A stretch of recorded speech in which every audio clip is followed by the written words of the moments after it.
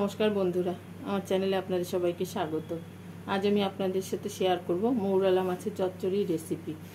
মৌরালা মাছের চচ্চড়ি বানানোর জন্য এখানে আমি নিয়েছি 250 গ্রাম মৌরালা মাছ। এই মাছের মধ্যে দিয়ে দেব সরু সরু করে লম্বা লম্বা করে কাটা আলু,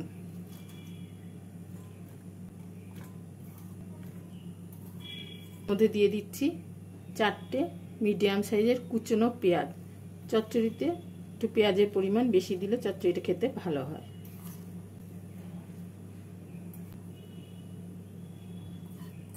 এর মধ্যে দিয়ে দিচ্ছি 6 কোয়া রসুনের কুচি,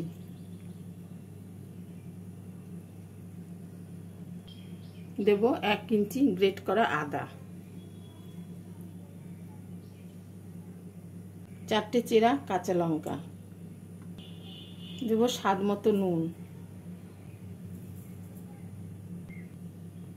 1 টিস্পুন হলুদ, দেব 1 টিস্পুন লাল লঙ্কা গুঁড়ো। লাল লঙ্কা গুঁড়োটা আপনারা আপনাদের স্বাদ অনুসারে দেবেন। এবার দিয়ে দিচ্ছি পরিমাণ মতো সর্ষের তেল।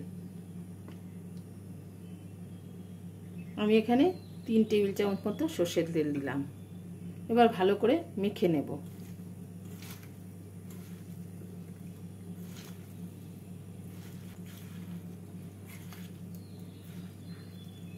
এবার 5 মিনিটের জন্য ঢাকা দিয়ে রেখে দেব।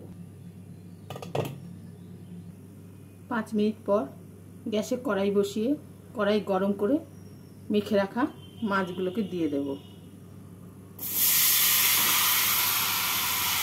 বাটিটা ধুয়ে কিছুটা জল দিয়ে দিচ্ছি।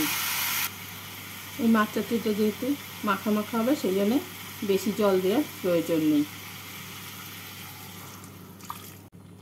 মাছটা দিয়ে নাড়াচাড়া করে গ্যাসটাকে লো ফ্লেমে রেখে 10 মিনিটের জন্য ঢাকা দিয়ে দেব।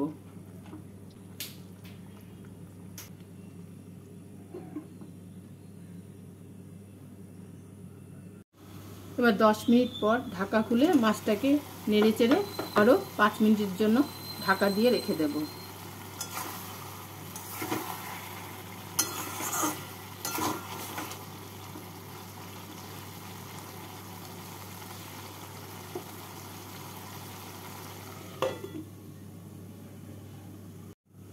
এবার 5 মিনিট পর ঢাকা খুলে এর মধ্যে আমি দিয়ে দেব কুচনো ধনেপাতা,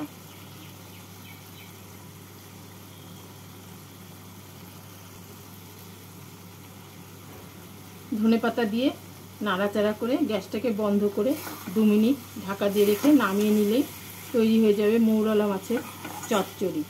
একবার এইভাবে মৌরালা মাছের চচ্চড়ি বানিয়ে খেয়ে দেখবেন, ভীষণ ভালো লাগে। যে কোনো ছোটো মাছের চচ্চড়ি আপনারা এইভাবে বানিয়ে খেতে পারেন।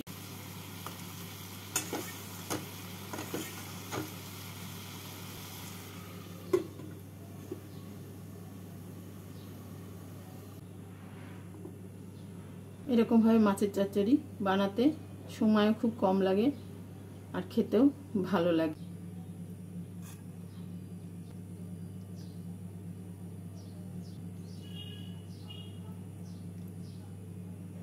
এভাবে মাছ চচ্চড়ি বানিয়ে ভাত মুসুরির ডালের সাথে খেয়ে দেখবেন, ভালো লাগবে।